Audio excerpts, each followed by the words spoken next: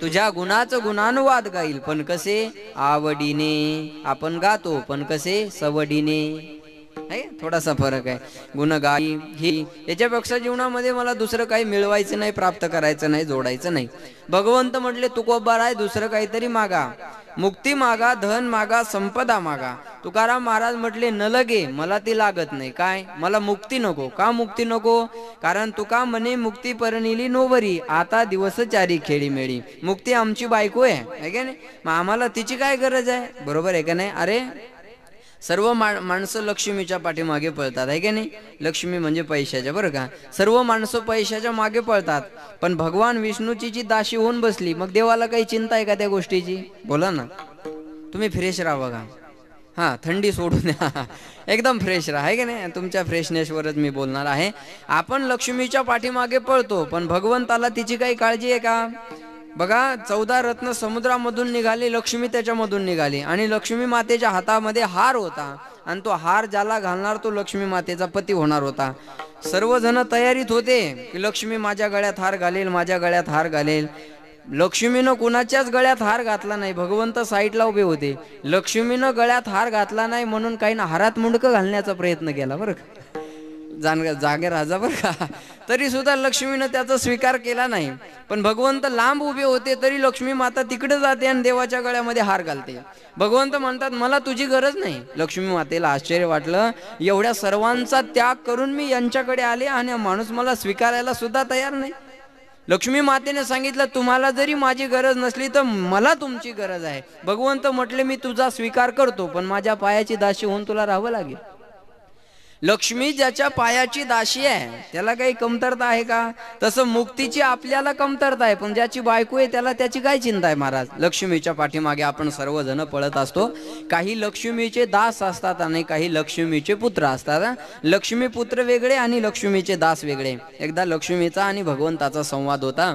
लक्ष्मी म्हणते देवा, या जगात सर्वात जास्त मला किंमत आहे. मला म्हणजे लक्ष्मीला, बरं का. या जगाचा जास्त. भगवंत म्हटले हे बघ, बोलू नको, मला सिद्ध करून दाखव की तुला या जगामध्ये किंमत आहे. लक्ष्मी मातेनं काय केलं माहिती आहे का? एक प्रेत यात्रा चालली होती. लक्ष द्या बरं का. एक प्रेत यात्रा चालली होती आणि लक्ष्मी मातेनं काय केलं? त्या प्रेत यात्रेवर पैशाचा पाऊस पडला. मला सांगा, पैशाचा पाऊस जर प्रेत यात्रेवर पडत असेल तर लोक त्या माडाला धरून राहतील का हो? प्रेताला धरून? ते प्रेत खाली ठेवलं, लोक पैसे जमा करायला लागले, बरं का. लक्ष देऊ नये का. लोक पैसे जमा करत होते. लक्ष्मी मातेने देवाला दाखवलं, देवा ही बघा माझी पॉवर, ही बघा माझी किंमत. अहो, मेलेला माणूस आहे त्याला सोडून दिलं आणि लोक पैसे गोळा करायला लागले, ही माझी ताकद आहे. भगवंत म्हणले लक्ष्मी, लोक पैसे जमा करायला लागले हे ठीक आहे, पण जो माडावर पडलेला आहे, जो प्रेत म्हणून पडलेला आहे, तो उठला नाही ग. लक्ष्मी माता म्हणते देवा, त्याच्यात रामच राहिला नाही, तो मेला, तो कसं काय उठल? भगवंतानं सांगितलं ऐक लक्ष्मी, तुला किंमत आहे, पण कुठपर्यंत? जोपर्यंत मी ज्याच्या शरीरात आहे तोपर्यंतच तुला किंमत आहे. मी शरीरातून निघून गेलो का तुला किंमत नाहीये. मग आता मला सांगा, मुक्तीची किंमत आपल्या जवळ आहे, बरोबर आहे. मुक्तीची किंमत आपल्याकडे आहे, पण तुकाराम महाराज म्हणतात मला ते लागत नाही, कारण ती आमची बायको आहे. न लगे मुक्ती, धन, पैसा सुद्धा नको.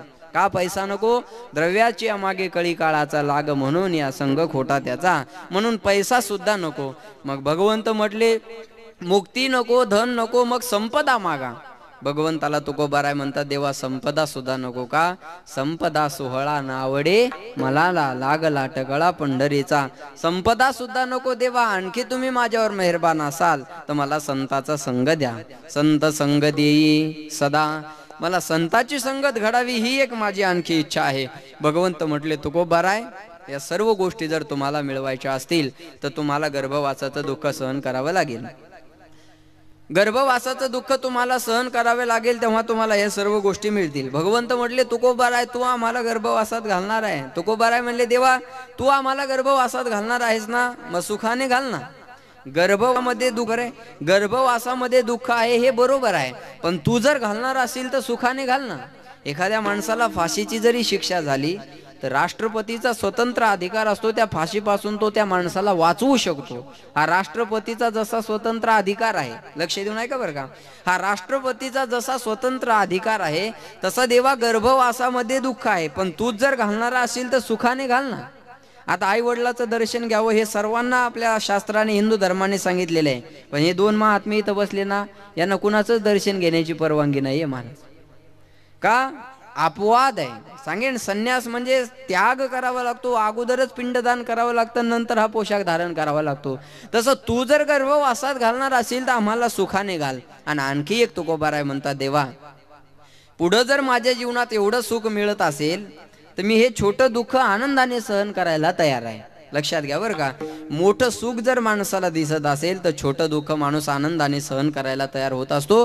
म्हणून तुका म्हणे गर्भवासी सुखे घालावे आम्हासी गुण गायी नावडी हेची माझी सर्व जोडी, असा अभंगाचा सरळ भावार्थ आहे. विठाला विठाला विठाला विठाला विठाला विठाला विठाला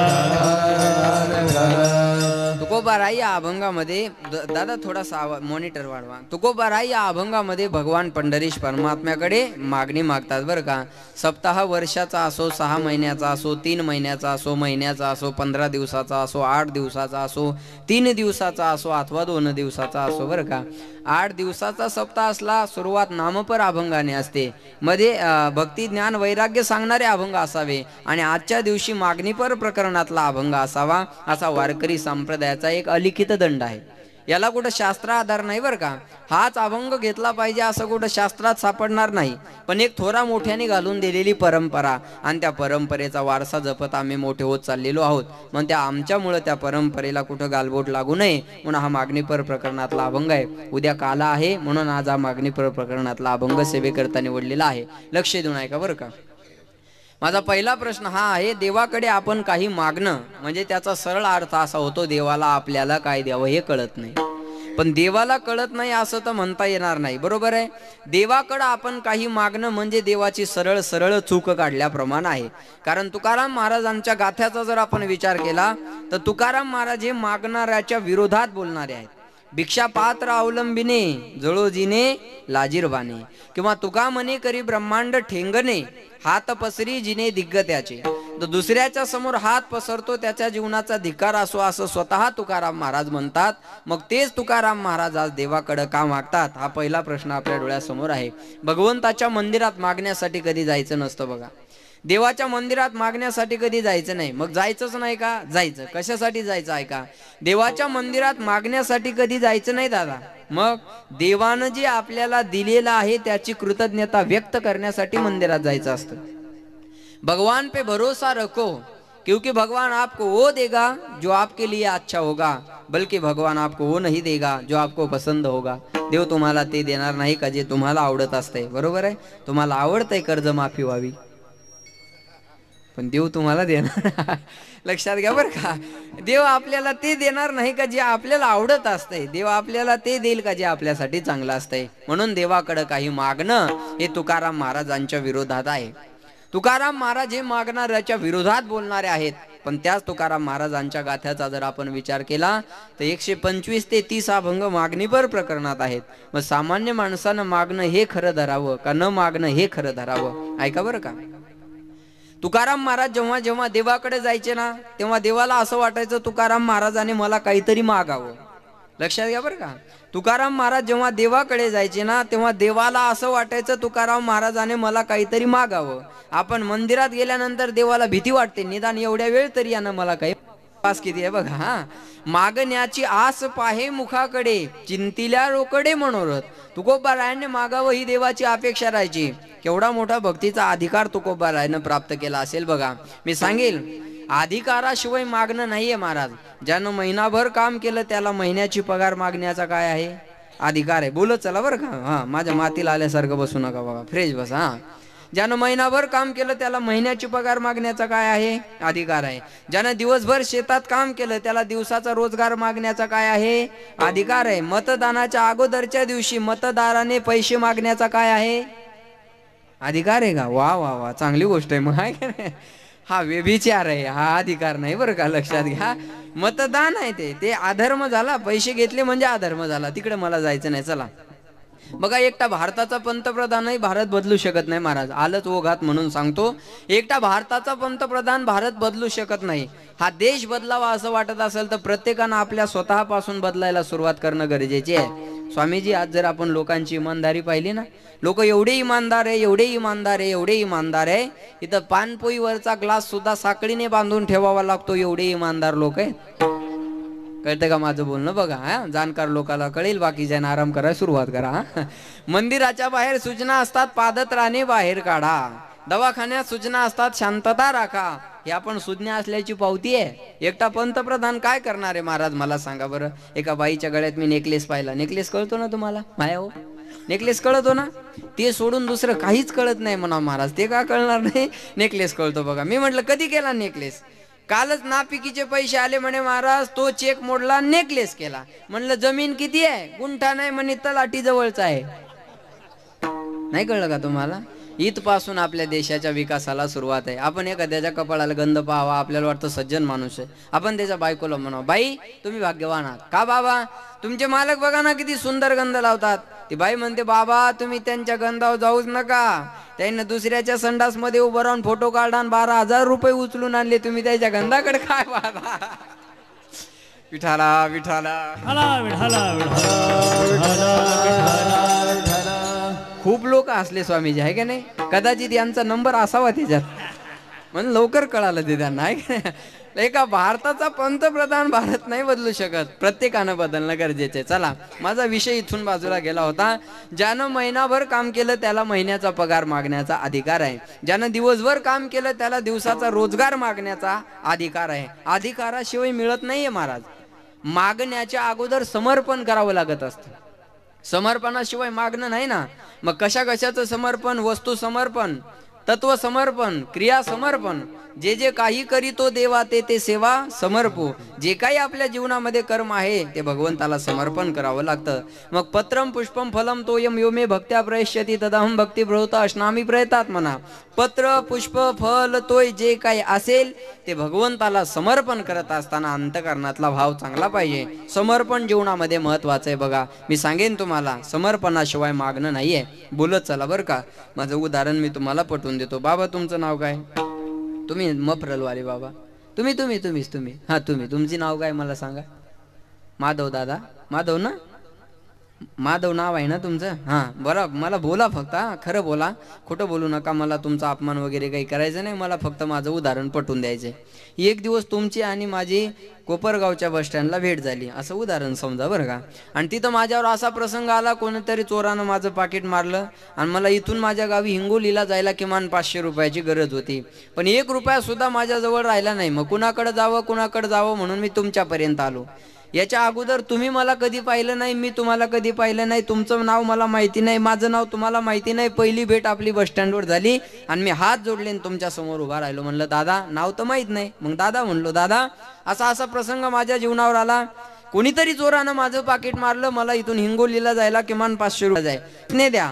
तुमचा पत्ता द्या, मोबाईल नंबर द्या, अकाउंट नंबर द्या. मी माझ्या घरी पोहोचल्यानंतर मनी ऑर्डर करून तुमचे 500 रुपये पाठवून देतो, नाही तर ATM न ट्रान्सफर करतो, नाही तर RTGS करतो. बाबा तुम्ही माझ्यावर विश्वास ठेवून मला द्याल का नाही? द्याल ना? इथं द्याल म्हणता पण तिथं नाही द्याल. हा, हे तुम्हालाही माहिती, मलाही माहिती आणि लोकांना सुद्धा माहिती आहे. मी सांगितलं होतं खोटं बोलू नका, पण पडिले वळण इंद्रिया सकळा असं म्हणावं लागेल. चला, तुम्ही मला देणार नाही बाबा, याच्यात काहीही शंका नाही. बघा, पण आता तुमचं नाव मला माहिती झालं, माझं नाव तुम्हाला माहिती झालं, आता आपली ओळख झाली. आता जर मी तुम्हाला 1000 रुपये मागितले तर तुम्ही मला द्याल का नाही? हा, घाबरू नका, मी घेणार नाही. द्याल ना बाबा? द्याल द्याल द्याल. हा, आता बाकीच्यांनी बोला. अगोदर 500 द्यायला भीती वाटत होती का? बोला बोला बोला बोला ना. ओळख नव्हती. आता 1000 द्यायला भीती वाटत नाही का? ओळख झाली. तशी भगवंताला भक्तीची ओळख द्या. मी भक्ती कशी केली? जेव्हा भगवंताला भक्तीची ओळख द्याल तेव्हा देव मागण्याचा अधिकार देईल. तुकाराम महाराजांना ती ओळख देवाला दिली होती, म्हणून मागण्याची आस पाहे मुखाकडे. तुकाराम महाराजांना मागावही देवाची अपेक्षा राहायची. महाराज समर्पण करावं लागतं ना, समर्पणाशिवाय मागण्याचा अधिकार मिळत नाही. आपली भक्ती कशी आहे सांगू का मी तुम्हाला? आपण 4-5 चपात्या खातो आणि देवाला नैवेद्य केवढा असतो? एवढा. बरोबर ना माया हो? माझ्या घरी एवढाच असतो बघा, तुमच्या घरी एवढाच असतो ना. त्याला वरण बोटाने लावायचं, भात बोटाने लावायचा. भजे केलेले असले तर बाया बंदा भजा कधी नैवेद्यावर ठेवणार नाही, नखानं तोडूनच त्याच्यावर ठेवणार. बरं त्याचं तेल कळलं हसतात बरं का. आणि आपण जर म्हणलं देवाला असं असतं का, लगेच म्हणायचं महाराज देव कुठं खातो का, ही आपली भोळी भाबडी भक्ती आहे. देव खात नाही का, आपण खाऊ घालत नाही. बोला ना, आपण खाऊ घालत नाही. देव खात नाही म्हणावं तर शबरीचे उष्टे बोरं देवाने खाल्ले. देव खात नाही म्हणावं तर सुदामाचे कच्चे पोहे देवाने खाल्ले. देव खात नाही म्हणावं तर विदुरा घरच्या कन्या देवाने खाल्ल्या. देव खात नाही म्हणावं तर नामदेवरायाच्या हातचा नैवेद्य देवाने खाल्ला. देव खात का नाही महाराज, आपण खाऊ घालत नाही. देव आज सुद्धा खायला तयार आहे, पण खाऊ घालणारा तसा पाहिजे. आपली समर्पण तसं नाही. आपण नारळ फोडलं, खराब निघालं की काय म्हणतो, पावलं. आणि चांगलं निघालं का एवढं तिथं ठेवायचं आणि बाकीचं घरी घेऊन जायचं.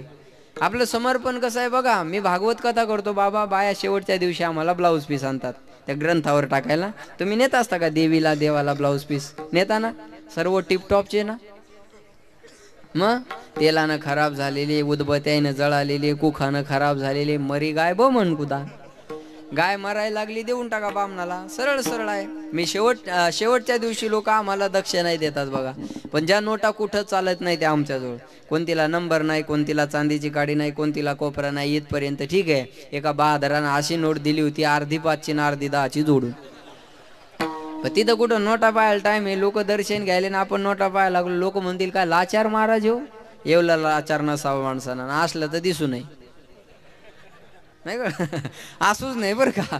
मग गाडीत बसल्यावर नोटा जोडत होतो, ती अर्धी 5ची आणि 10ची माझ्या समोर आली. मी आमच्या ड्रायव्हरला म्हणलं, पाटील आपल्याला कोणतरी फसवलं. काय झालं म्हणे महाराज.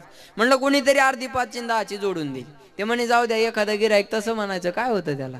म्हणलं नाही, हिला चालून बघू ना आपण, प्रयत्न करायला काय हरकत आहे. मग एका किराणा दुकानावर गाडी थांबवली, 5ची आतून केली आणि 10ची वरून केली गोल. म्हणलं दिसली नाही पाहिजे. म्हणलं 10 रुपयाचे बिस्किट द्या. मला वाटलं धरणन गल्ल्यात टाकल, पण कशाही नोटा घ्यायला तो का महाराज आहे का, तो दुकानदार. आखी नोट उलगडली माझ्याकडे गेली. म्हणे बाबा ही नोट. म्हणलं चुकून आली, थांबा दुसरी देतो. उघडं पडल्यावर झाकणं जास्त बरं का. चुकून आली म्हणलं दुसरी देतो. म्हणलं आता हिला चालवाव तरी कुठं. मग आळंदीमध्ये एक आमचे बाबा आहे, त्यांच्या दर्शनाला गेलो. 30 10ची नोट काढली, त्यांच्या हातावर दिली. त्यांना धरलीन खिशात घातली, पाहिलीच नाही. मला वाटलं चाललं. मी 2 पावलं मागे झालो का त्यांनी त्यांच्या खिशातली 100ची काढली मला दिली. मला लाज वाटली, आपण बाबाला फसवाय नव्हतं पाहिजे. म्हणलं बाबा 100 रुपये मला कशाला दिले.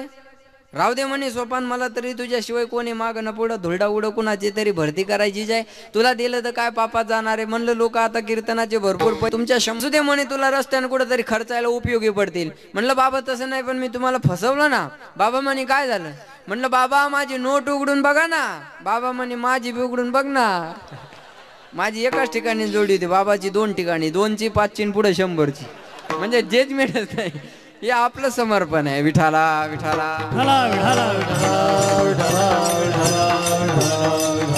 अशा समर्पणात देव कसं काय मागण्याचा अधिकार देणार आहे सांगा. तुकोबारायांनी समर्पण केलं होतं म्हणून मागण्याचा अधिकार होता. ऐका बरं का, समर्पण असावं लागतं. म्हणून म्हणतात बघा, कोण कहता है भगवान खाते नहीं,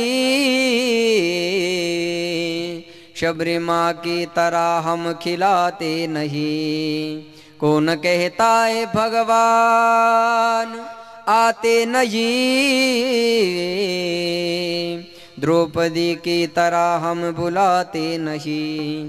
कौन कहता है भगवान सोते नहीं, माँ यशोदा की तरह हम सुलाते नहीं. कौन कहता है भगवान रोते नहीं, राधा रानी की तरह हम प्रेम करते नहीं. कौन कहता है महाराज आते नहीं, बाळा साहब की तरह हम बुलाते नहीं. कोण म्हणतो अहो कुठूनही महाराज यायला तयार आहे ना महाराज, आहे की नाही. असं प्रेम दिल्यानंतर कोण येणार नाही. सांगेन मी तुम्हाला, ऐका. आज सुद्धा देव यायला तयार आहे, बोलवणारा द्रौपदी सारखा असावा. आज देव खायला तयार आहे, खाऊ घालणारा शबरी सारखा असावा. देव आज झोपायला तयार आहे, झोपवणारा यशोदा माते सारखा असावा. देव आज रडायला सुद्धा तयार आहे, फक्त प्रेम करणारा राधा राणी सारखा असावा. म्हणून देव म्हणतात ना एका ठिकाणी, एक बार तो राधा बन कर देखो मेरा राधा ये रो रो कहे, क्या होते आंसू क्या पीड़ा होती है, क्यों दर्द उठता है, क्यों आके रोती है। एक बार जरा तुम प्रेम करके देखो सावरिया, राधा ये रो रो कहे। एक वेळेस राधाहून प्रेम करायला शिका. देव आपल्यासाठी रडायला सुद्धा तयार आहे. देव आज मागा म्हणायला तयार आहे, पण समर्पण तुकोबारायासारखा करणारा असावा. विठाला विठाला विठाला विठाला विठाला विठाला विठाला. तुकोबारायाने समर्पण केलं होतं म्हणून तुकाराम महाराजांना मागावं ही देवाची अपेक्षा राहायची. लक्ष देऊन ऐका बरं का. तुकाराम महाराजाने मागावं ही देवाची अपेक्षा राहायची, पण तुकाराम महाराज म्हणतात देवा ज्या परंपरेमध्ये आमचा जन्म झाला ना त्या परंपरेमध्ये मागण्याची रीत नाही. आमच्या वडिलाची परंपरा मागण्याची नाही आहे. काही मागणे वडिलाची रीत जाणत सो जाणत सो, वडिलाची रीत जाणत सो जाणत सो, वडिलांची रीत जाणत सो, वडिलांची रीत जाणत सो. काही मागणे आम्हानुचित, काही मागणे आम्हानुचित, वडिलाची रीत जाणत सो, वडिलाची रीत. काही मागणे आम्हानुचित, काही मागणे आम्हानुचित, वडिलाची रीत जाणत सो, वडिलाची रीत.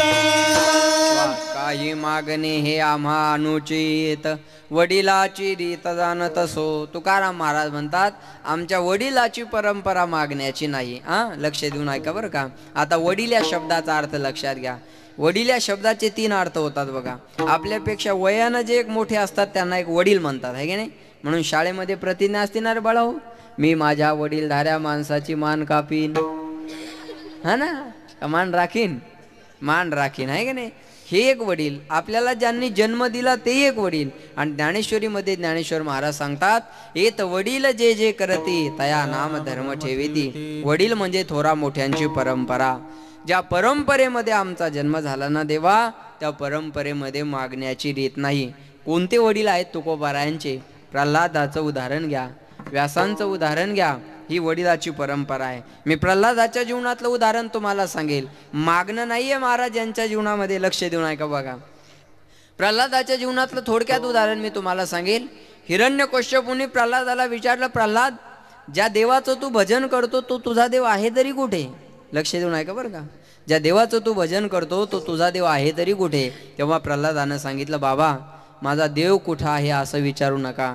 माझा देव नाही अशी एखादी मला जागा दाखवा. देव नटला नाना परी, देव नटला नाना परी, देव नटला नाना परी, देव नटला नाना परी.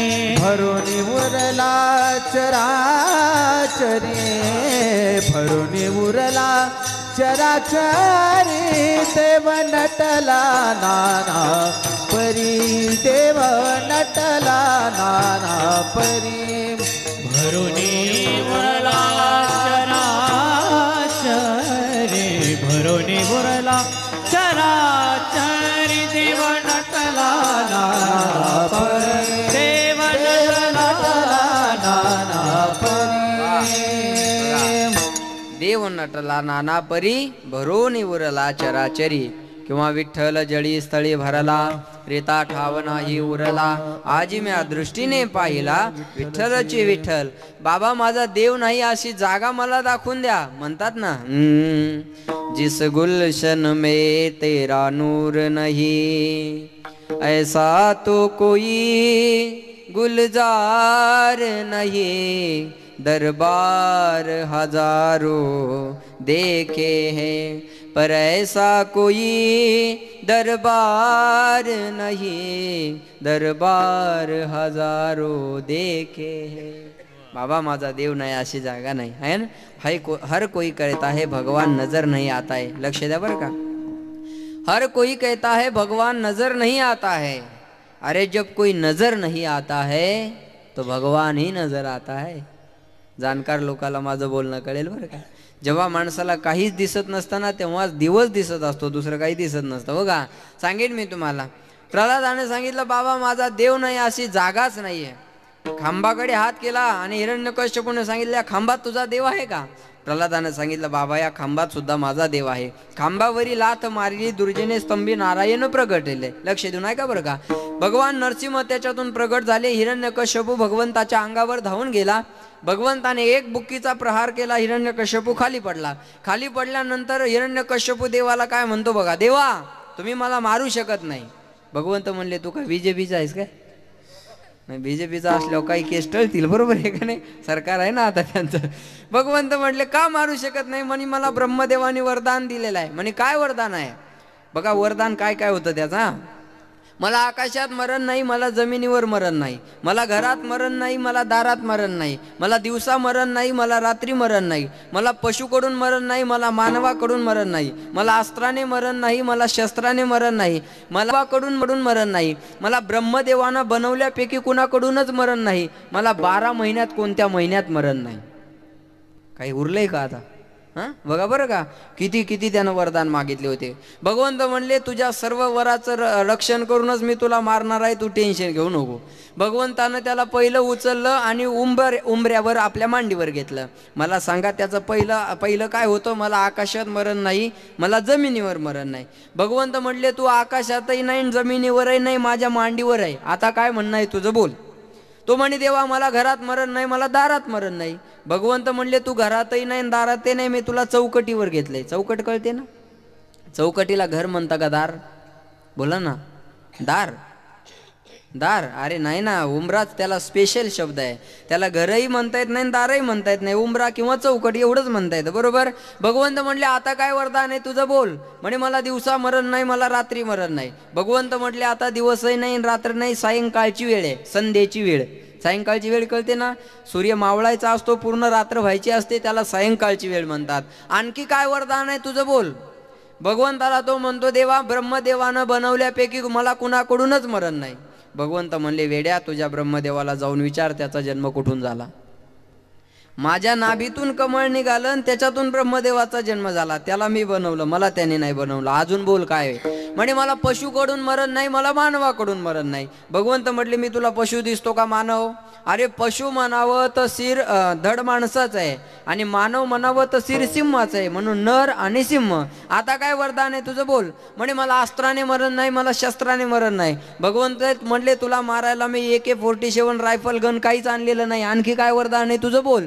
म्हणे आणखी वरदान आहे माझ्याकडे. काय वरदान आहे लक्ष देऊ नये का बरं का. मला 12 महिन्यात कोणत्या महिन्यात मरण नाही. आता काय कराल. भगवंत म्हणले 12 महिन्यात तुला महिन्यात मरण नाही ना, म्हणून तुझ्यासाठी स्पेशल 13वा महिना काढला अधिक मास. नाही कळलं का तुम्हाला.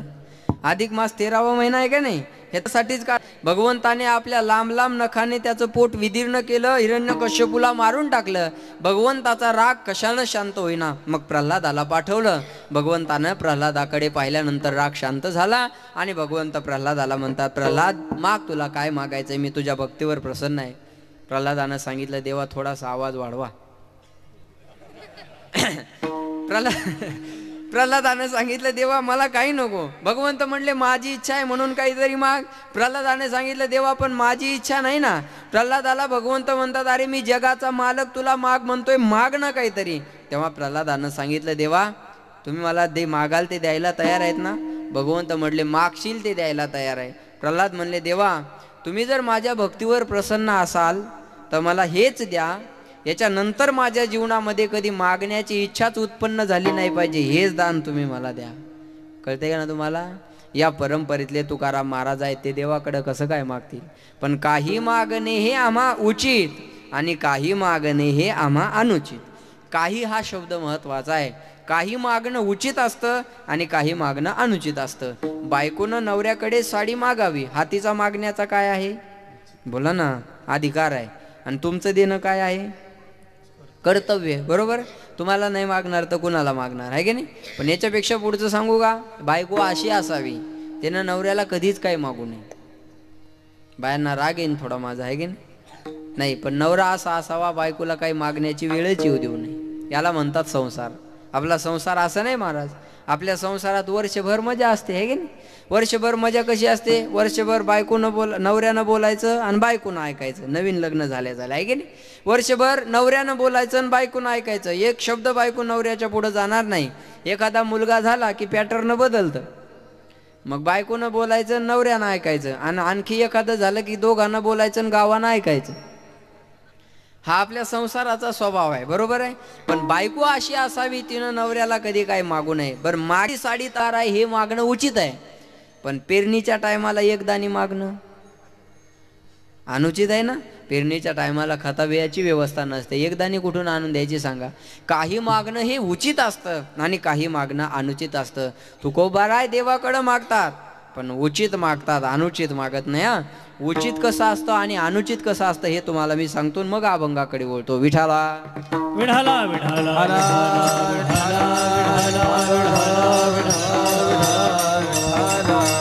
उचित मागणं कसं असतं बघा. मागायचं कळावं महाराज माणसाला. लक्ष देऊन ऐका बरं का. उचित मागणं प्रथमतः आम्ही तुमच्या समोर मांडतो. महाभारतामध्ये थोडासा आवाज द्या दादा, थोडासा इको ठेवा. महाभारतामध्ये प्रसिद्ध मागणी आहे कुंती मातेची. महाभारताचं युद्ध संपलं. भगवंत आता द्वारकेला जाण्यासाठी निघालेले आहेत. एक पाय रथामध्ये आहे, एका हातानं रथ पकडलेला आहे. हसत मुद्रेने सर्वांचा निरोप घेत भगवंत द्वारकेला जाण्यासाठी निघाले. तेवढ्यात एका आबलेचा आवाज कानावर आला. उचित मागणं कसं असतं याच्यासाठी सांगतो. एका आबलेचा आवाज कानावर आला. ती हाक होती अभिमन्यूची पत्नी उत्तरा माता. त्या उत्तरेच्या गर्भावर अश्वत्थामाने ब्रह्मास्त्र सोडलं होतं आणि त्या ब्रह्मास्त्राच्या तेजाने उत्तरा मातेची काया जळायला लागली होती. म्हणून भगवंताचा धावा करते. पाहि पाहि महायोगी देव देव जगतपते नान्यम त्वदभयं पश्ये यत्र मृत्यू परस्परम. पाहि माम पाहि माम पाहि माम. भगवंता, या ब्रह्मास्त्राच्या तेजाने माझ्या अंगाचा दाह होत आहे.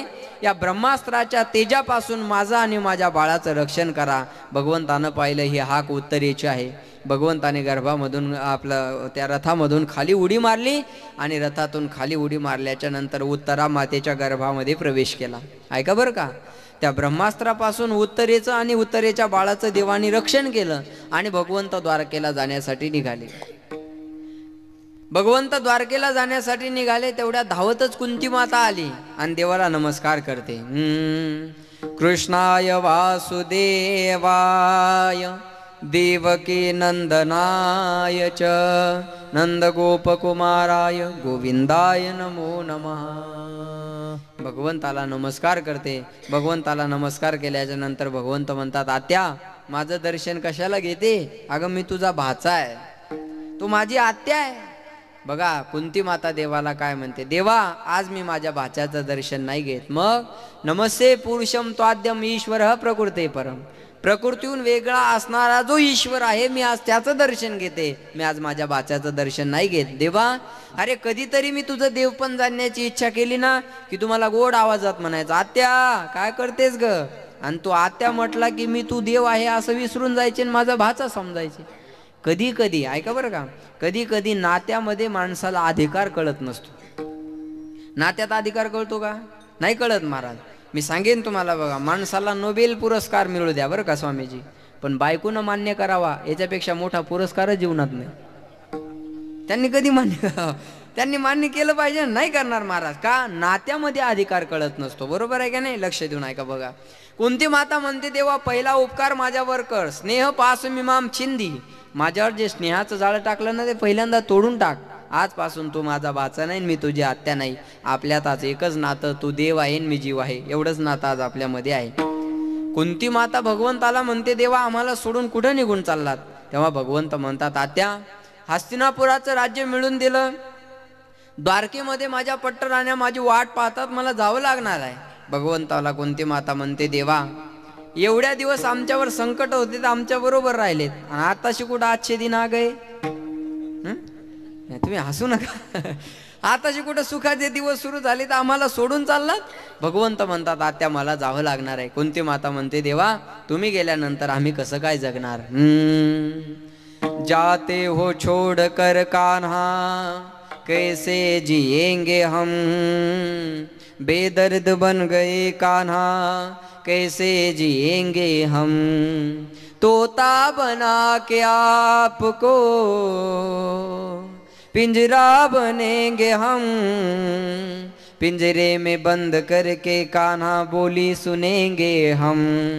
जाते हो छोड़ कर कान्हा कैसे जिएंगे हम, बेदर्द बन गए कान्हा कैसे जिएंगे हम. ना कान्हा हमें छोड़ के मत जाओ, कन्हैया आम्हाला सोडून जाऊ नका. भगवंत म्हणतात आत्या मला जावं लागणार आहे. कुंती माता म्हणते देवा एवढ्या संकटातून आमचं रक्षण केलं. अरे किती म्हणून संकट सांगावे, लक्ष देऊ नाही का. विशान महाग्ने पुरुषाद दर्शनात असत सभाया वनवास कृच्छद मृधे मृधे नेक महारथास्तो द्रोणश्च भीष्मश्च हरेर विरक्षिताम. मला माहिती आहे तुम्हाला हे सर्व कळालं. हां आहे की नाही. नाही आता जर मी तुमच्या पुढं स्वस्ती वाचन सुरू केलं, ओम स्वस्ति न इंद्रो वृद्धश्रवाः स्वस्ति नः पूषा विश्ववेदाः स्वस्ति न ताक्षो अरिष्टनेमिः स्वस्ति नो बृहस्पतिर्दधातु. डोळ्याला पाणी लावा. आहे की नाही, कळलं का. डोळ्याला पाणी लावा एवढं कळेल, पण अगोदर काय म्हणलं कळणार नाही. आहे की नाही. विद्वत्ता नसावी याच्यातलं मी अजिबात नाही बरं का प्रकाश महाराज, पण विद्वान लोकात मांडावी. ज्या गोष्टी आपल्याला शिकायला 12-12 वर्षे लागली त्या लोकाला 2 तासात कसं कळणं शक्य हो. हे जाणूनच वक्त्यानं लोकांना देत जावं. बघा मुंगीवरी घालू गजाचे पालन हे कसं काय जमणार आहे. अधिकार तैसा धावी याला मार्ग चालत आहे मग कळो येते. लक्ष देऊ नाही का. पहिलीच्या पोराला जर 12वीचा अभ्यासक्रम दिला तर जमेल, नाही जमणार दादा. म्हणून अर्भकाचे साठी पंथी हाती धरली पाठी तैसे संत जगे क्रिया करुणी दावी ती अंगी. आणि मी याच्यापेक्षा वेगळं सांगेल, ज्ञान त्याला म्हणतात जे अवघड आहे ते सोप्यात करून सांगणं. ज्ञान त्याला म्हणत नाही जे सोपं आहे ते अवघडात करून सांगणं. विठाला विठाला. या श्लोकाचा अर्थ असा आहे, विशान महाग्ने पुरुषाद दर्शनात.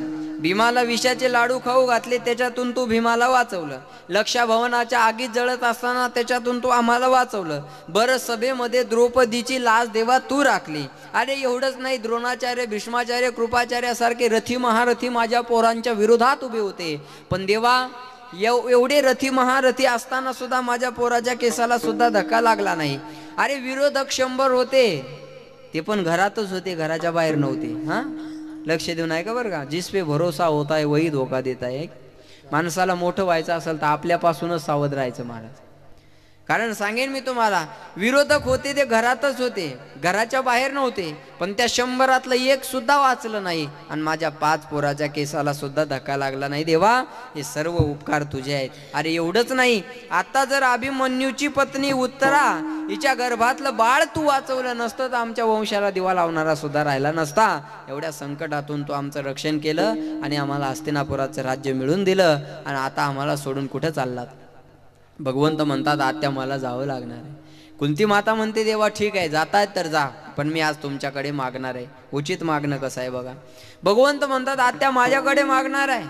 हा देवा मी आज तुमच्याकडे मागणार आहे, द्याल ना मला. भगवंत म्हणतात आत्या तू मागावं आणि मी न द्यावं असं कधी घडलंय का. कुंती माता म्हणते देवा मला वचन द्या, जो मैं मांगूंगी आपको देना पडेगा. भगवंत म्हणतात आत्या माझ्यावर भरोसा नाही आहे का सोनू. नाही मी काहीच म्हणलो नाही बरं का, तुम्ही हसलात त्याला मी काय करणार आहे. देवा तुझा माझ्यावर, भगवंत म्हणतात आत्या तुझा माझ्यावर भरोसा नाही का.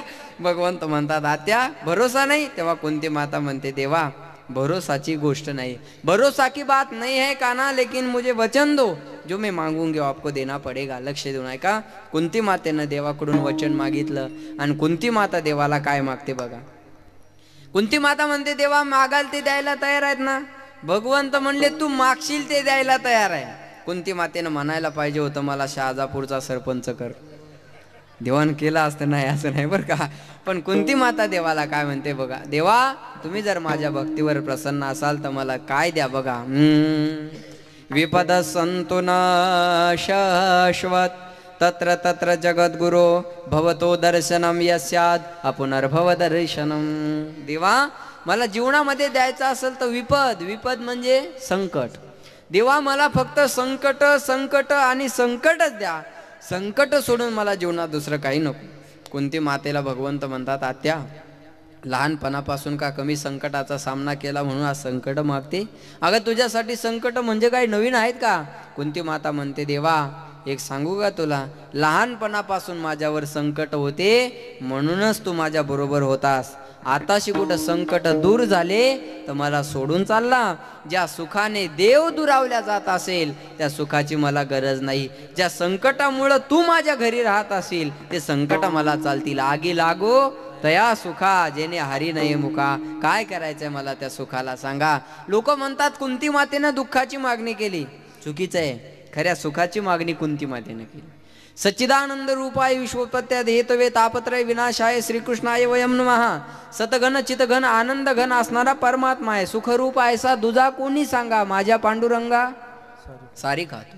सर्व सुखाचे आगर बाप रखुमा देवीवर, सर्व सुखाचे आगर मने नरहरी सोनार. अरे सुखाचा आगर म्हणजे परमात्मा आहे. कुंती मातेनं देवाला मागितलं म्हणजे दुःख राहील का, नाही.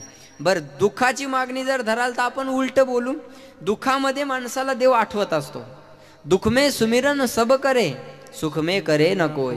अरे जो सुख में सुमिरन करे तो दुःख काहे को होय. अंगाला आला ताप, अंगाला आला ताप का देव माझा बाप, अंगाचा गेला ताप मी देवाचा बाप. असंच आहे का नाही, असंच आहे ना. दुःखामध्ये माणसाला देव आठवतो. कुंती मातेनं दुःखात केली, असं सुखाची मागणी कुंती मातेनं केली, याला म्हणतात उचित मागणं. विठाला आला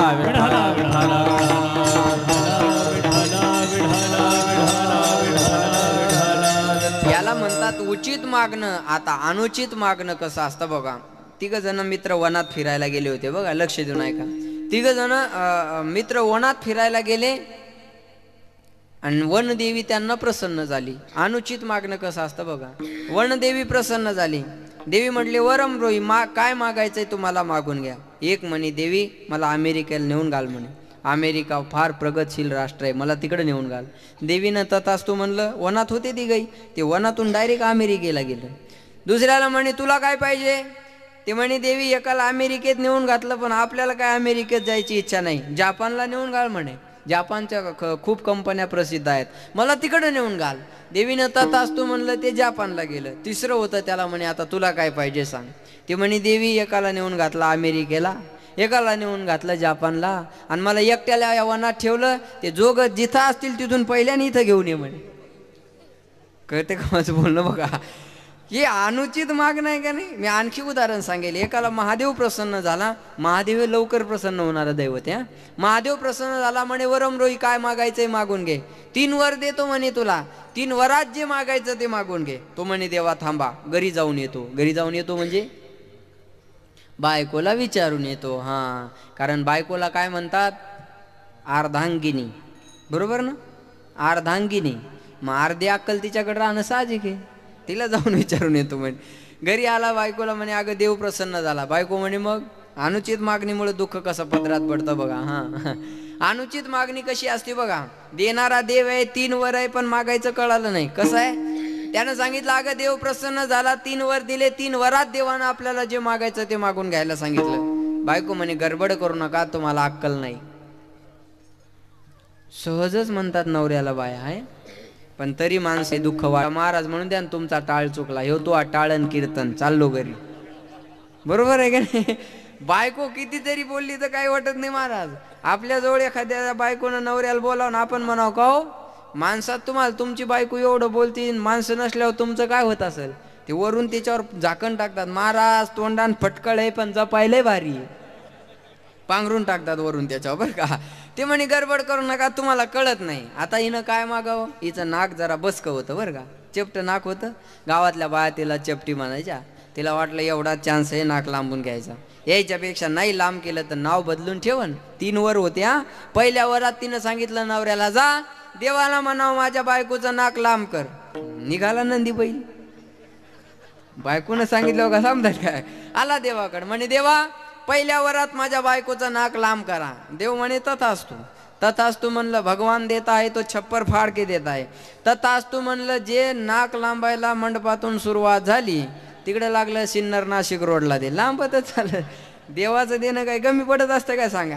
हे रस्त्याने येत होतं त्याला आडवं नाक लागलं. नाकावून उडी खाल्ली घराकडे आलं. घरी आल्यावर बायको म्हणे तुम्हाला अक्कल आहे का. म्हणे काय झालं एवढं लांब करायचं असतं का.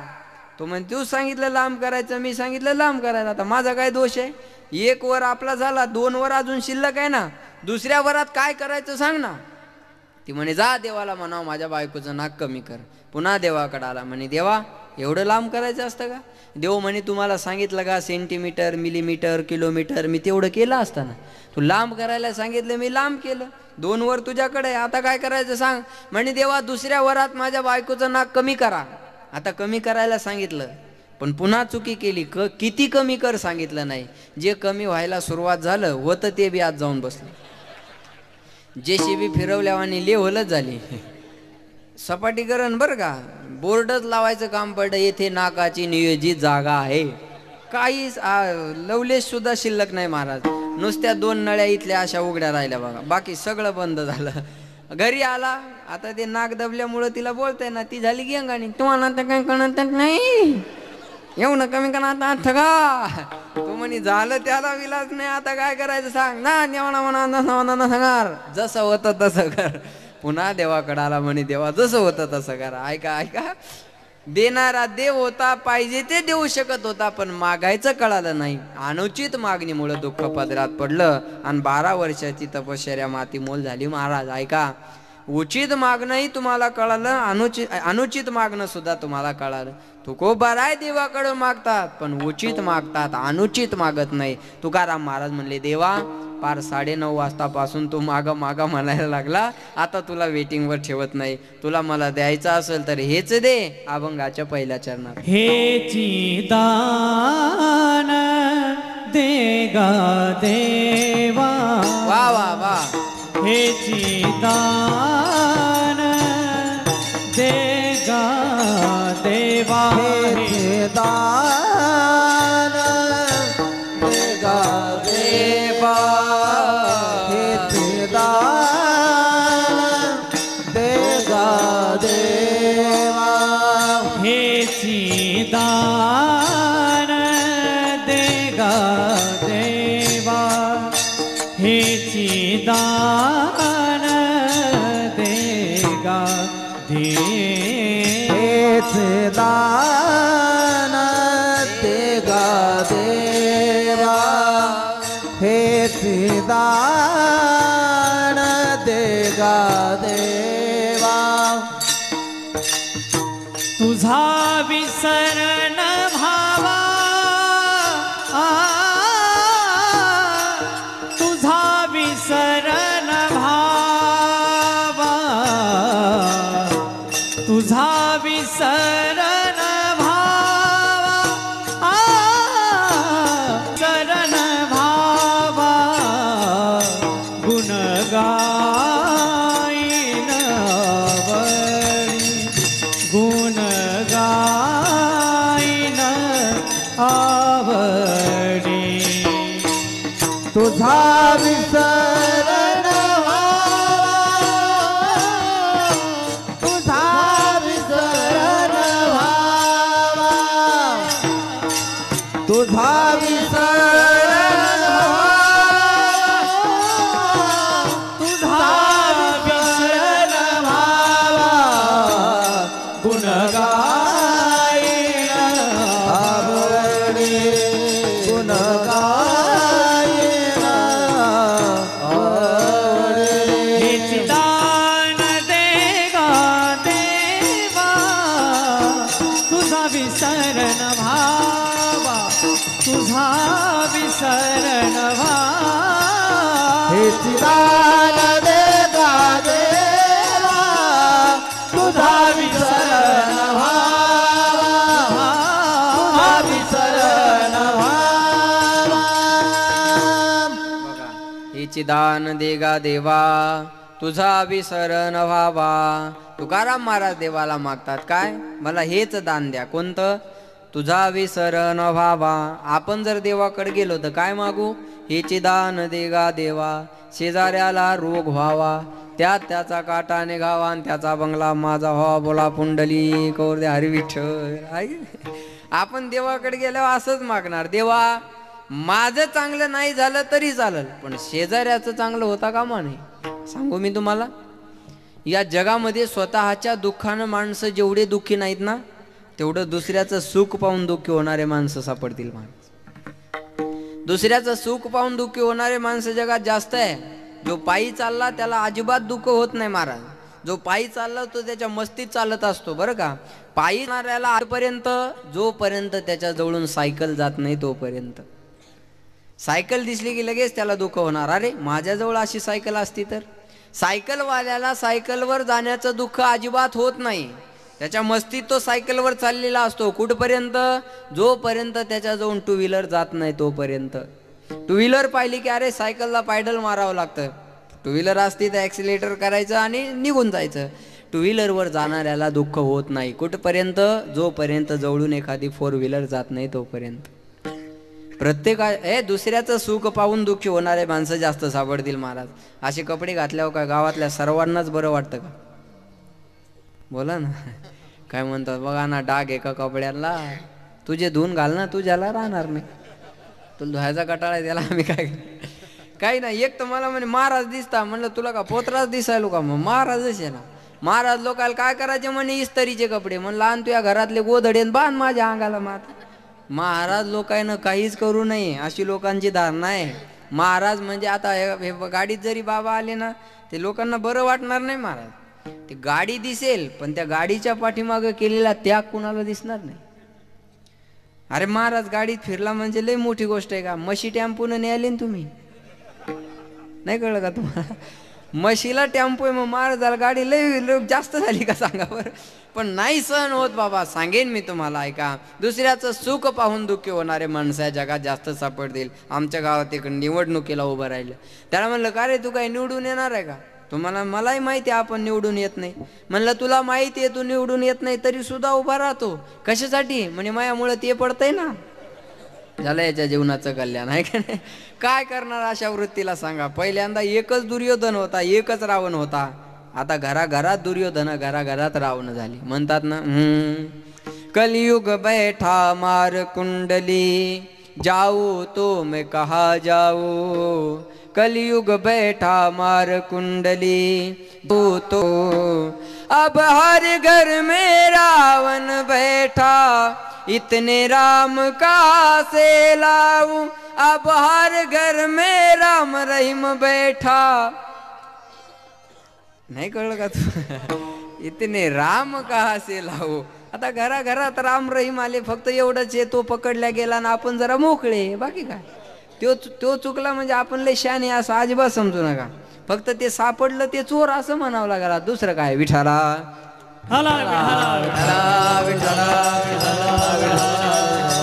नाही का? एकटा राम रहीम चुकला तर सगळ्याच महाराजाकडे राम रहीम म्हणून पाहू नका. ही चुकी करतात लोक. टीव्हीवर पाहून गुरु करतात, तो जेलात गेला की बोंबलत बसतात. टीव्हीवर पाहून कुठं गुरु करत असतात का? आपण चुकतो महाराज. संत कधी चुकत नसतो बघा. आपल्या ओळखण्यात चूक होत असते.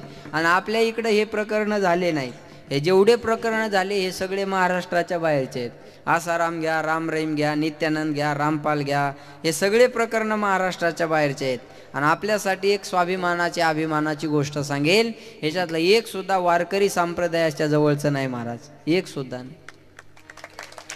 हे आपल्यासाठी एक अभिमानाची गोष्ट आहे ना. आणि आपल्या इकडे एवढे श्रीमंत साधू होतच नाही का? आपण वाटीभर पिठाच्या पुढे द्यायला काही देतच नाही. काय श्रीमंत होणार आहे? काय श्रीमंत होणार आहे? एखादा साधू आला तर त्याच्याकडूनच घ्यायची आपली अपेक्षा असते. त्याला काय देणार आहे आपण? अवघड आहे महाराज. मला तर एक काल चालता चालता म्हणे, काय चाललं तुमच्या राम रहीमचं? म्हणलं राम रहीम का मावस भाऊ हे का काय? कुणाचा संबंध लोक कोणीकडे जोडते सांगता येत नाही. हे बघा, जाऊ द्या. मला सांगायचं काय, आता आणायचे तरी कुठून एवढे राम आणायचे कुठून? आता घराघरात दुर्योधनाचे विचार झाले, घराघरात दुर्योधनाचे विचार झाले. इथं धर्माचे विचार आणायचे कुठून महाराज? हे विचार बदलणं गरजेचं आहे. मला काय सांगायचंय, दुसऱ्याचं सुख पाहून दुःखी होणारे माणसं या जगात आपल्याला जास्त सापडतील. तुकाराम महाराज देवाकडे मागतात, पण काय मागतात? तुझा विसर न व्हावा. मागतात तुकोबर आहे, पण कुणाकडं? देवाकडं. माणसानं मागावं, पण कुणाकडं मागावं? देवाकडे. भिकाऱ्याला भीक मागून काय फायदा आहे महाराज? कुणाकडं मागावं? त्याच्या काही नीतिमत्ता आहे ना, त्याचा काही अधिकार असावा लागतो. पहिली गोष्ट तो श्रीमंत असावा, दुसरी गोष्ट तो उदार असावा, तिसरी गोष्ट देण्याचं त्याला स्वातंत्र्य असावं. आणि भगवंताकडं सर्वच आहे. ऐका, यशश्री औदार्य ज्ञान वैराग्य ऐश्वर्य हे साई गुणवर्य वसती जेत म्हणून तो भगवंतो. मागावं माणसानं, पण देवाकडं मागावं. बरोबर आहे? कारण ज्याच्याकडं जी वस्तू आहे त्याच्याकडं ते मागावं, म्हणजे मिळत असते. लक्ष देऊन ऐका बरं का. ज्याच्याकडे जी वस्तू आहे त्याच्याकडे ते मागावं, म्हणजे मिळत असते. कोणी भज्याच्या दुकानात गेला आणि म्हणला मला UPSC ची तयारी करायची, तुकाराम जाधवची डिक्शनरी द्या, मिळेल का? भज्याच्या दुकानात मिळत असते का? कोणी बुटाच्या दुकानात गेला आणि म्हणला मला पावशेर पेढे द्या, मिळतील का? अरे पेढे पाहिजे असेल तर स्वीट मार्ट मध्ये जावं लागेल, शूज मार्ट मध्ये नाही मिळणार. ज्याच्याकडे जी वस्तू आहे त्याच्याकडे ते मागावं ना दादा. बरोबर आहे का नाही? सांगेन मी तुम्हाला. बघा, देवाकडं मागावं, कारण देव सोडून देवाला दुसरं कोणीच देऊ शकत नाही महाराज. तुकाराम महाराजांना काय मागितलं? देवालाच मागितलंय ना. देवालाच मागितलं आणि देवच मागितला, हे तुकाराम महाराजांची विशेषता आहे. आपण देवाकडे जातो पण देव सोडून सर्व काही मागतो, हे आपलं चुकीचं आहे. बरोबर आहे का नाही? ऐका, ज्याच्याकडे जी वस्तू आहे त्याच्याकडे ते मागावं. याच्यासाठी मी तुम्हाला उदाहरण सांगेल. एक हनुमंतरायाचा भक्त होता बघा. जसा हा डोमसे परिवार दत्तात्रयांचा भक्त आहे, तसा हनुमंतरायाचा एक भक्त होता. एवढा एकनिष्ठ भक्त होता, वार कोणता जरी असला तर अभंग शनिवारचीच म्हणायचा, एवढा एकनिष्ठ भक्त होता. हनुमंत एक हनुमंत अण्णा, दुसरं काहीच नाही. हनुमंत सोडून दुसरं कुणाचंच नाव नाही महाराज. एवढा एकनिष्ठ भक्त असल्यामुळे हनुमंतराय त्याच्या भक्तीवर प्रसन्न झाले. काय मागायचंय तुला, मागून घे. तो म्हणे, देवा तुम्ही सोडून या जगात माझं दुसरं कोणी नाही आहे. माझं काय सुख दुःख असेल तर ते फक्त मी तुम्हाला सांगू शकतो. तुम्ही सोडून दुःख सांगण्यासाठी मला जगात जागा सुद्धा नाही. भगवंत म्हणले, वेड्या मी प्रसन्न झालोय ना, काय दुःख आहे तुला मला सांग ना. हनुमंतराय काय म्हणले, काय दुःख आहे तुला मला सांग ना, मी तुझं दुःख दूर करतो ना. भगवंताला तो काय म्हणतो बघा, देवा सर्व काय माझ्या जीवनात सुख समाधान आहे म्हणे, एकच माझ्या जीवनात फक्त दुःख आहे. हनुमंतराय म्हणले, काय दुःख आहे? अरे दूर करतो सांग ना. तो म्हणे, देवा एकच दुःख माझ्या जीवनात आहे, माझं लग्न तेवढं होत नाही, तेवढं तुम्ही करून द्या म्हणे. कळतंय का तुम्हाला? बघा हा, हनुमंतराय म्हणले, पागल तुला करून देता आली असती, कळलं का? तुला करून देता आली असती तर मी असा राहिलो असतो का? हा, चुकीच्या दुकानात आलास रे, मी या भानगडीतच कधी पडलो नाही. हनुमंतराय म्हणले, हे बघा आपण या भानगडीत कधी पडलो नाही, पण आता मी तुला नाराज तर करू शकत नाही, पण बायको कशी मिळवावी हे आपल्याला माहितीच नाही म्हणे. पण एक काम कर, किती अडचणीतून बायको कशी मिळवावी हे आपल्या मालकाला चांगलं माहिती आहे म्हणे. म्हणजे कुणाला? रामाला. तिकडं जाय म्हणे, तिकडं तुझं काम होईल. हनुमंतरायला तो भक्त म्हणे, ते मला कसे ओळखतील? हनुमंतराय म्हणले, आपलं पत्र घेऊन जाय ना. तेव्हापासून लेटरची प्रथा आहे बरं का. हे आमचं दाखवा, मग होऊन जाईल तुमचं. नसली बसत वीर तरी बसून जाईल, हे न्या फक्त तुम्ही, आहे का नाही? हे तेव्हापासून हनुमंतराय म्हणले, आपलं लेटर घेऊन जाय, तुला रामचंद्र ओळखतील. हनुमंतरायाने त्याच्याजवळ पत्र दिलं. त्याने ते पत्र घेतलं आणि प्रभू रामचंद्राकडे आला. प्रभू रामचंद्राच्या हातामध्ये ते पत्र दिलं. प्रभू रामचंद्राने पत्र वाचलं, मी माझा एक भक्त तुमच्याकडे पाठवत आहे, काही करा तुम्ही त्याचं लग्न करून द्या, कळावे आपले हनुमंतराय. प्रभू रामचंद्राने हनुमंताचं नाव पाहिलं ना हसायला आलं. हनुमंतराय या भानगडीत कधीपासून? पण म्हणे, जाऊ दे, आपल्या हनुमंताची इच्छा आहे ना, देऊ याचं लग्न करून. त्याला म्हणे, रात्रभर मुक्काम कर, सकाळी तुझं लग्न करून देतो. त्याला रात्रभर थांबवलं. सकाळी आपल्या परिवारातली एक मुलगी होती, त्याचं लग्न करून दिलं. 2 महिने सुरळीत संसार झाला बरं का. आणि 2 महिन्यानंतर पंढरपूरची वारी जवळ आली. वारी जवळ आल्यानंतर याला पंढरपूरच्या वारीचं वेध लागलं. जो पंढरपूरच्या वारीत पायी चालत गेला ना महाराज, त्याला बांधून ठेवा, ते घरी राहणार नाही. ते शरीरानं इकडे राहील पण मनानं वारीतच राहील. हा बघा, यानं पिशवी भरायला सुरुवात केली. बायको म्हणे, कुठं निघालात? तो म्हणे, पंढरपूरच्या वारीला. बायको म्हणे, मलाही यायचं. तो म्हणे, पंढरपूरच्या वारीला जाणं म्हणजे काय पुण्याच्या सारसबाग मध्ये फिरून येणं नाही. पाय टाकलं की अडचणी असतात. ती म्हणे, लाख अडचणी असतील तरी मला तुमच्या बरोबर यायचं. तो म्हणे, अगं तुला माहिती नाही, गर्दी असते, गाडी अडकली तर जेवायला मिळत नाही, पाऊस आला तर झोपायला जागा मिळत नाही, माणूस चुकला तर सापडत नाही. ती म्हणे लाख अडचणी असू द्या, मला तुमच्या बरोबर यायचं. बाल हट्ट, राज हट्ट, स्त्री हट्ट पुरवावा लागतो. तो म्हणे चल बाबा. दोघंही पंढरपूरच्या वारीला निघाले. पंढरपुरामध्ये जाऊन पोहोचले. वेळ कमी असल्यामुळे जरा लवकर पोहोचले बरं का. पंढरपुरात गेले ना, हा एकादशीची प्रदक्षिणा करायला निघाला. बायको म्हणे कुठं निघालात? तो म्हणे प्रदक्षिणा करायला. बायको म्हणे मला यायचं. तो म्हणे हट्ट करू नको, 15 दिवसाच्या प्रवासात चुकलं हुकलं तर दिंडी नंबर सांगून त्या दिंडीत थांबता येत होतं. आता पंढरपुरात ना दिंडी ना नंबर, चुकलं तर अवघड आहे. ती म्हणे मी तुमच्या हाताला हात धरते, पण मला येऊ द्या. बघा, तुम्ही गेलतात का कधी वारीला चालत? ना नाही गेल्या ना? बरं जा कधीतरी, जाऊ द्या. हां, लक्ष देऊन ऐका. हाताला हात धरलं आणि दोघंही पंढरपूरची प्रदक्षिणा करायला निघाले. प्रदक्षिणा करायला निघाले. वाळवंटात आले पुंडलिक रायाच्या मंदिराजवळ. पुंडलिक रायाच्या मंदिराजवळ किती गर्दी असते. जे पंढरपूरला एकादशीला प्रदक्षिणा करायला गेलं त्याला सोडून दुसऱ्याला नाही कळणार. जिकडं जायचं तिकडं फक्त तोंड करून उभं राहायचं, आपोआप लोक ढकलत नेतात. चालायचं काम नाही, आपोआप लोक ढकलत नेतात. हे दोघं तिथं गेले ना, भला मोठा एक दिंडीचा लोट आला नेमकं या दोघांच्या मध्ये. दोघांचे हात सुटले. बायको एकीकडं, नवरा एकीकडं. 1000-2000 माणसाची दिंडी पास होईपर्यंत तर बायको दिसेनाशी झाली. कावरा बावरा झाला. बायकोचा शोध घ्यायला लागला. पण एवढ्या गर्दीत बायको कुठून सापडणार आहे महाराज? 8-10 लाखाच्या गर्दीत बायको सापडणार आहे का? दिवसभर बायकोचा शोध घेतला, पण बायको सापडली नाही. शेवटी निराश झाला आणि आश्रयासाठी एका मंदिरात जाऊन बसला. पण ज्या मंदिरात जाऊन बसला ते निघलं रामाचंच. त्याला वाटलं जमलं, ज्यानं करू त्यालाच विचारू. हात जोडले म्हणे, देवा बायको करून देऊन माझ्यावर खूप मोठा उपकार केला, पण एवढ्या गर्दीत माझी बायको मला सांभाळता आली नाही. जशी बायको करून देऊन माझ्यावर उपकार केला, तशी माझी हरवलेली बायको एकदा सापडून द्या. तुमचा उपकार मी आयुष्यात कधी विसरणार नाही. भगवंत काहीच बोलले नाही. हनुमंतराय त्याच्या पाठीमागं होते. एक गुद्दा मारला. त्याला म्हणे इकडं बघ. त्याला म्हणे इकडं बघ. त्याची हरवलेली, नाही कळलं का तुम्हाला? त्याची हरवलेली त्याला शोधून आणता आली नाही, तर तुझी हरवलेली काय शोधून देणार आहे? त्याची हरवलेली मी सापडून आणली, आता तुझी बी मी जाणतो. आता इकडे ये. बायको करून देण्याचा कॉन्ट्रॅक्ट त्याच्याकडे होता, हरवलेली सापडून देणं माझ्याकडे आहे. ज्याच्याकडे जी वस्तू आहे त्याच्याकडे ते मागावं. तुकाराम महाराज मागतात, पण कोणाकडे मागतात? देवाकडे मागतात. हेची दान देगा देवा, तुझा विसर न व्हावा. काय मागतात? तुझा विसर न व्हावा. देवाचा विसर पडल्यानंतर काय होतं? विसरली तया थोर झाली हानी, पचतील खानी 84च्या. देवाचा विसर पडल्यानंतर 83,99,999 योनीमध्ये आपल्याला फिरावं लागतं. म्हणून तुझा विसर न व्हावा. आणि हे जर तुम्हाला दिलंस तर गुण गायीन आवडी, हेची माझी सर्व जोडी. विठोबा रखुमाये, विठोबा रखुमाये. टाळी वाजवा, टाळी वाजवा. रखुमाये, रखुमाये, रखुमाई, विठोबा रखुमाये, रखुमाई, रखुमाये. जय जय विठोबा रखुमाई, रखुमाये, रखुमाई, विठोबा रखुमाई, विठोबा रखुमाई, जय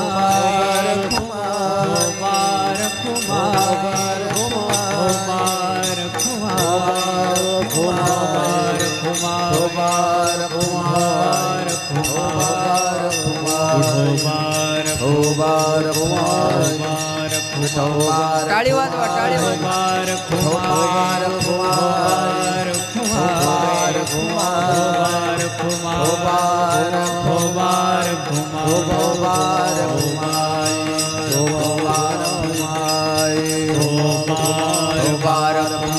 म्हणा म्हणा, सर्वांनी भजन म्हणा. रखुमाये.